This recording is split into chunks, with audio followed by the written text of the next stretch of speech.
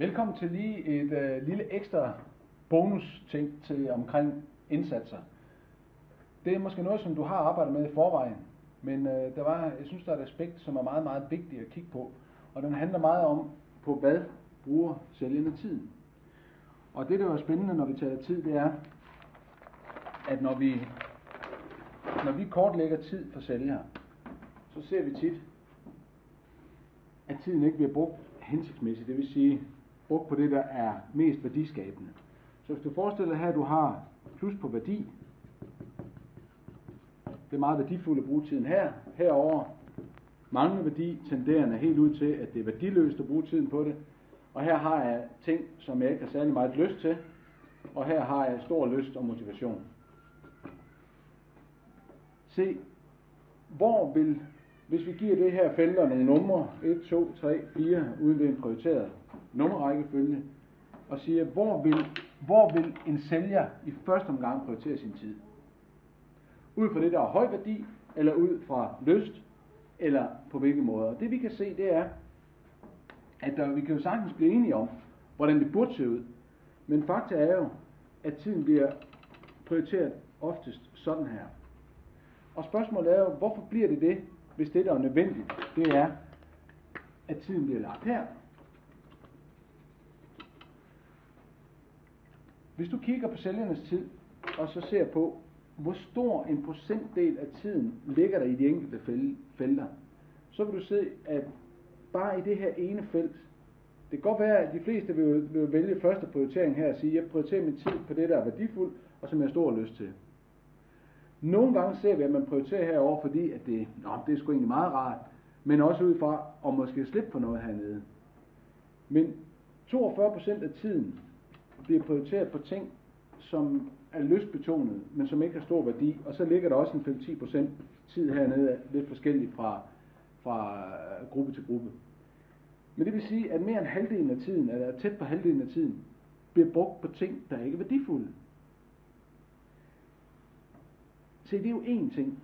Men den anden ting, det er, hvis nu der er noget, der er meget værdifuldt, hvor der ikke bliver brugt tid på, hvad koster det så reelt?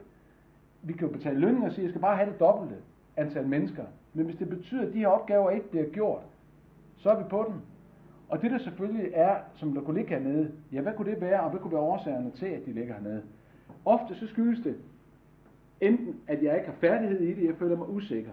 Det kan også være, at det bare er en træls opgave. Det kan være sådan noget som at opdatere sit CRM-system med indsatser eksempelvis. At man synes, det er dødhamrende kedeligt. Det kan også være, at man synes, det er kedeligt at følge op på tilbud eller lave tilbud. Det kan være, at man er bange for at komme ud og kontakte nye kunder. Det kan være, at man ikke bryder sig om at tage telefonen og ringe ud til nye kunder, at det er den handling, kan jeg ikke lide. Og hvis vi kigger på det, vi har snakket om tidligere, at den der er forudsætning for at komme derop, ja, så er det jo ikke meget ved, at jeg ikke kan lide den opgave, eller ikke bryder mig om den, eller at jeg hader den ligefrem. Fordi hvis den ligger hernede, så er der stor sandsynlighed for, at den ikke bliver gjort, selvom den er værdifuld. Fuldstændig ligesom, at det er værdifuldt for os at være i form, for at kunne præstere godt, og alligevel så kan det være svært at komme op af sofaen. Så vi vælger at sidde i sofaen, i stedet for at få motioneret. Så det er ikke altid bare, at man kan se værdien. Det kan godt være en af årsagen. I kan jo prøve at spørge, hvad er værdifuldt at bruge tiden på som sælger, og hvad er mindre værdifuldt. Og mange af sælgerne vil sige, når vi ikke får det her gjort, så vil de sige, ja, men det er fordi, jeg er jo også nødt til, og vores teknikere, de sørger ikke for, og hvor der er fejl på produkterne, og jeg skal ud og behandle reklamationer, og jeg skal ditten, og jeg skal datten, og det er også mig, der skal, jeg skal alt muligt andet. Og bare jeg kunne få lov til at få tiden til salg, så det er jo slet ikke det, nogle gange kan det være et issue, men oftest er det jo selvvalgt. Det samme er det, når vi taler salgslederens tid. Bruger du reelt tiden på ledelse, eller bruger du tiden på alt muligt andet? Så det her, og der kan jeg sige, tallet her stammer rent faktisk fra lederen. Men min erfaring er, at det er det samme, når vi taler sælger. Det er en meget, meget dårlig udnyttelse af tiden. Så punkt 1 har vi nu, dårlig udnyttelse af tid. Så bare det at forandre på det, lad os sige, at du kan få den her ned på 20%. Jamen, og så få lagt 12%, plus 12% hernede, eller 22% hernede. Hvad vil det betyde for jeres resultater? Den anden del, når vi taler tid, det er en ting, hvor vi siger, jamen, hvordan, og der er tingene jo også under transformation i dag, fordi der bliver handlet på nettet, og der bliver handlet via tilbud og mails og ting. Der er nogle steder, vi aldrig ser kunderne. Men når vi taler den helt hardcore salg, hvor vi skal ud og overbevise kunden om noget, jamen der er det måske meget vigtigt at kigge på, hvor meget øje-til-øje-tid har din sælger med kunden. Så når vi taler øje-til-øje,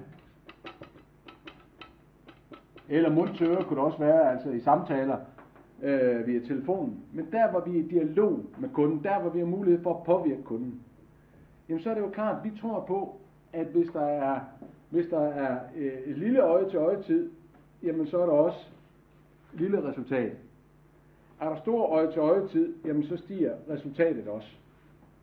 Om det lige ser ud forholdsmæssigt sådan, det kan altid være svært at gisne om. Men man kan i hvert fald sige, at i det øjeblik, at jeg øger øje-til-øje-tid, så vil det påvirke resultaterne i et eller andet omfang. Spørgsmålet er jo, hvor meget øje-til-øje-tid, eller mund-til-øre-tid, hvis det er på telefonen bare, har jeres sælger med kunderne? Og hvor meget tid går med alt muligt andet? En gang for nogle år siden fik vi sælgere til at føre logbog, hvor de i logbogen gjorde op al deres tid i 14 dage. Det var rimelig omfattende, jeg kan ikke huske omkring et par tusind sælgere. Men de gjorde op i en 14-dages periode alt, hvad de brugte tiden på. Og fælles for dem var, at de var aldrig syge. Der var ingen ferie forbundet med det her. Det var bare, nu taler vi bare en rene hardcore tid. Og så gjorde vi op, hvad de brugte tiden på. Men hvis vi går ind og siger, hvor meget tid har sælger øje til øje med kunden, eller mund til øre, så er det jo ret skræmmende. Nu tager vi en sælger, som lever af salg. Han er altså ude på landevejen og kører. Og lad os prøve at se, jeg har ikke sådan det fuldstændige billede, og det ser også forskelligt ud fra sted til sted. Du kommer garanteret i tanke om nogle ting. Efter min beregning her også, som I har i jeres branche, som vi ikke har. Nogle flyver, nogle kører, nogle gør noget andet, så det er vidt forskelligt, hvordan tiden bliver brugt. Men lad os tage et helt traditionelt, vi har her med nogle sælgere at gøre, og vi har bedt nogen om at føre logbog omkring deres tid. Og det viste sig, det var, at de kørte i gennemsnit 30.000 km om året. Se, et arbejdsår, det er på sådan rundt 1800 timer. Plus minus eller andet, ikke? Men 1800 timer. Se, det er det, vi har at gøre godt med. For de her sælgere, der brugte de tid på kørsel. Der kørte de 30.000 kilometer om året. Regnet om efter alle mulige tabeller og ting og sager, med bykørsel og med kørsel og led efter parkering og ting og sager, der svarer det til, at man sidder i bilen i 600 timer. Og det vil sige, nu er der altså kun 1200 timer tilbage til at kunne påvirke kunden, til at kunne sidde øje til øje med kunden. Jamen, hvad bruger de i øvrigt tiden på, sælgere? Jo, for det første, så skulle de for at få arbejdsdagen til at fungere, så skal have de noget forberedelse hver eneste dag, noget planlægning, sætte sig ind i kunden og udskrive nogle statistikker og ting og sager. Lad os sætte det til i gennemsnit en time om dagen. Og det bliver så på 220 arbejdsdage til, vi regner lige rundetal her, 200, det er nemmere i sidste ende. Det er 200 timer, at de bruger på forberedelse. De har også opfølgning på de opfølgning og tilbud, altså udarbejdelse af tilbud og opfølgning. Lad os sætte det til en time om dagen også. Dels det at lave det, og dels det at følge op og høre, hvad kunden mener. Det var 200 timer brugt igen. De her, de havde også, når de kom ud til kunderne, så havde de ventetid, og de havde i snit 4 besøg om dagen, og de havde 5 minutter per sted. Og på 220 dage, der giver det cirka 70 timer i ventetid. Altså hvor jeg simpelthen venter på at komme ind til kunden, eller sidder og venter på, at kunden gør sig klar, eller kunden er henter en kaffe, eller hvad det nu måtte være. 70 timer om året. Jeg sidder altså og venter i 2 uger i løbet af et år med de her ting. Så havde de, der var ikke noget sygefravær overhovedet, men de skulle også en gang imellem have noget at spise. Og lad os sige, at frokosten det er en halv time. Til mig var det nu ikke, når de selv sagde det, men men det er frokost og ringe og ting, jeg lige skal have ordnet og så videre, så videre. Men en halv time i snit om dagen her var 100 timer, altså 110 timer igen på 220 arbejdsdage.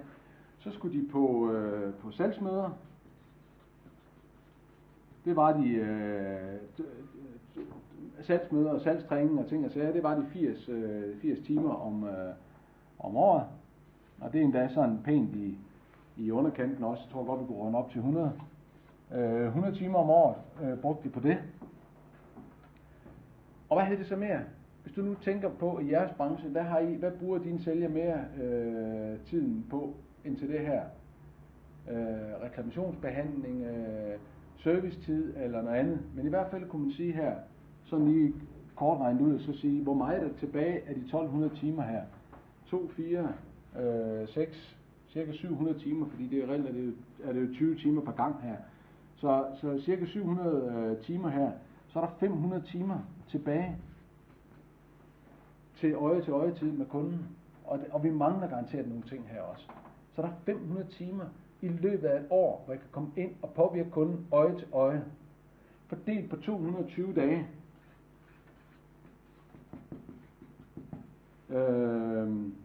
Det giver sådan rundt 2,25 time per dag med øje-til-øje-tid med kunden.